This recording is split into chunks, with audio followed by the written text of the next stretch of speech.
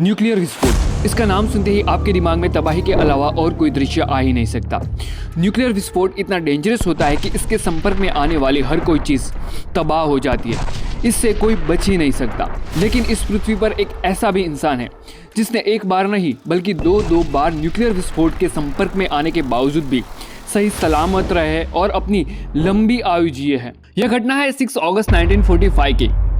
इस दिन सुतोमू यामागुची नाम का शख्स जापान की हिरोशिमा शहर की ट्राम में बैठकर ट्रैवल कर रहा था। तभी सडनली आसमान में से भयंकर आवाज सुनाई दी, लेकिन यामागुची ने एक बार भी बाहर देखने का कष्ट नहीं लिया, क्योंकि उस दौरान सेकंड वर्ल्ड वॉर चालू था और हर रोज अमेरिकी विमान बॉम्ब ब्लास्ट फायरिंग हर रोज चालू था और यह सब कुछ होते हुए देखना यामागुची के लिए कोई नई बात नहीं थी। जापान अमेरिका का यह युद्ध शुरू हुए 4.5 साल हो चुके थे, जिसकी शुरुआत दिसंबर 1941 में हुई थी, जो जुलाई अगस्त में बेहद भयंकर और घातक हो चुका था।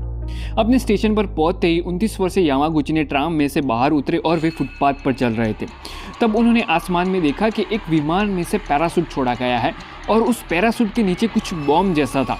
यह दृश्य यामागुची ने पहली बार देखा था। इसके बारे में वे कुछ सोचे उससे पहले ही मानो पूरे आसमान की बिजली एक साथ गिरी हो, उतना प्रकाश चारों ओर फैल गया। कान के पर्दों को चीरती आवाज से मानो पूरी धरती कंपन करने लगी। चारों ओर से तूफानी हवाएं चलने लगी। उन सबसे भी खतरनाक थी न्यूक्लियर विस्फोट से निकलने वाली ऊर्जा, जिसने पूरे शहर को खत्म कर दिया था। चारों ओर आग के अलावा कुछ था ही नहीं। यामागुची विस्फोट के कारण दूर जाकर गिरे थे। विस्फोट से निकलने वाली आग ने उन्हें बुरी तरीके से जला दिया था और उन्हें केवल एक कान से ही अब सुनाई दे रहा था। न्यूक्लियर विस्फोट यामागुची से केवल 4 किलोमीटर दूरी पर 564 मीटर की ऊंचाई पर हुआ था। अमेरिका के B-20